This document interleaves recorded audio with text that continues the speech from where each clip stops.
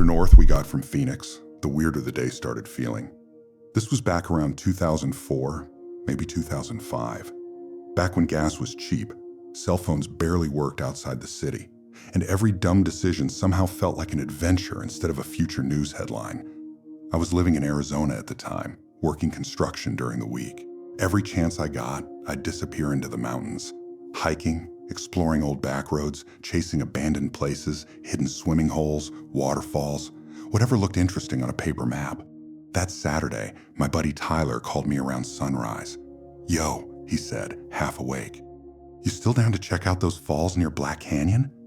I was already throwing gear into my truck. Hell yeah. Tyler was the kind of guy who thought every bad idea deserved at least one attempt. Skinny dude, buzz cut, always wore old skate shoes no matter where we were going.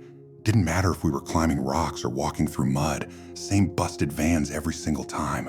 We grabbed coffee and headed north out of Phoenix while the city was still waking up. The desert slowly turned into pine country as we climbed elevation. Cooler air, burnt trees here and there from fire season. You could still smell smoke in some areas if the wind shifted right. We were somewhere past pine and strawberry by then, deep enough into the mountains that the road started feeling lonely. The map Tyler had showed some waterfalls way out near an old forest route. Supposedly there were ruins too, maybe an abandoned ranger station. Honestly, we didn't even know exactly where we were going.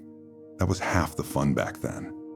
Eventually we reached a barricade across the road. Raid, closed. There were orange signs everywhere warning about fire damage and unsafe conditions. The paved road continued ahead for a bit before turning into dirt. I slowed the truck. "Guess that's that," I said. Tyler looked ahead and shrugged. "Come on, man. We can walk a little. I should have listened to my gut right there. Something about the place already felt off. Not dangerous exactly, just empty in the wrong kind of way. But we parked anyway. The air was dead quiet when we stepped out. No birds, no wind, just the ticking sound of my truck cooling off. We grabbed waters and started walking past the barricade. The road curved along the edge of a canyon, wide dirt road, probably 3 lanes across at its widest point.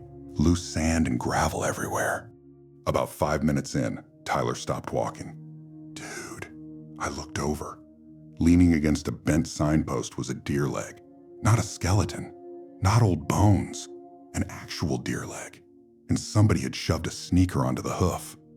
I stared at it for a second, trying to process what I was seeing. "What the hell?" Tyler started laughing nervously. "Bro, that is some serial killer stuff." The thing looked staged, like somebody intentionally left it there for people to find. I immediately wanted to turn around. "Nope, I'm good," I said. "That's enough mountain nonsense for today." But Tyler hit me with the line he always used any time common sense showed up. "Where's your sense of adventure?" I rolled my eyes. "That's not adventure, dude. That's evidence." Still, we kept going. That was mistake number 1. A little farther ahead, we saw the first sign. Drive 5 and stay alive. Big white letters nailed into a wooden post. Tyler smirked. "Okay, dramatic much?" I laughed too, at first. Then we saw another one. Drive 5 and stay alive. Then another. And another. Every couple 100 feet. The road itself started changing too. The dirt got softer. Loose sand piled near the cliff edge. You could tell a vehicle would have a hell of a time stopping if it picked up speed. I remember looking over the side once and immediately stepping back. Straight drop. Hundreds of feet down into a ravine filled with burned trees and giant boulders. "Dude, imagine trying to drive this at night," I muttered. Tyler nodded, but he wasn't joking around anymore. The whole place felt cursed. You know that feeling where your brain starts quietly screaming that you shouldn't be somewhere? Every instinct starts buzzing at once? That. We kept walking another half hour or so. Maybe longer. Hard to tell now. The road eventually narrowed. The mountain pressed in tighter on one side while the cliff edge hugged the other. Then up ahead, we saw what looked like a dead end, which made 0 sense. According to the map, this road was supposed to connect all the way through towards Sedona eventually. Instead, it just stopped. "Maybe the fire wiped it out?" Tyler said. We got closer. Another sign. Drive 5 and Stay Alive. This one was spray painted, bright red around the edges, like somebody really wanted drivers paying attention. The road ahead looked way too short to turn around on. I remember thinking how terrifying it would have been if we ignored the closure and drove out there, especially because of the sand. Your tires would slide the second you slammed the brakes. Then we finally realized the truth. The road didn't end. It turned hard, like a sudden 45-degree turn hugging the mountain, immediately shrinking into a narrow one-lane shelf road. If you came around that corner too fast, especially downhill, you were dead. No guardrail. Nothing stopping you from sliding right off the mountain. And suddenly all those signs stopped being funny. We stood there silent for a second, staring at the curve. Tyler quietly said, "Holy crap." Even standing there on foot made me nervous. The wind finally picked up a little, blowing dust across the road. That's when I looked down into the ravine below. At first, I thought it was junk. Big metal shapes scattered everywhere. Old appliances, maybe. Pipes. Scrap metal. But something looked wrong about the shapes. Too rounded. Too organized. I squinted harder. Then I saw tires. Not loose tires. Attached tires. Cars. Dozens of them. Every single one upside down or crumpled among the rocks below. My stomach dropped instantly. Oh my God. Tyler stepped beside me. Neither of us spoke for several seconds. Some of the vehicles looked ancient, rusted nearly beyond recognition. Others looked newer. One looked really new, silver paint still reflecting sunlight. I suddenly realized what this place was. This wasn't just a dangerous road. This was a graveyard. Every sign suddenly became horrifyingly literal. DRI, 5 and Stay Alive. Not a slogan, a warning.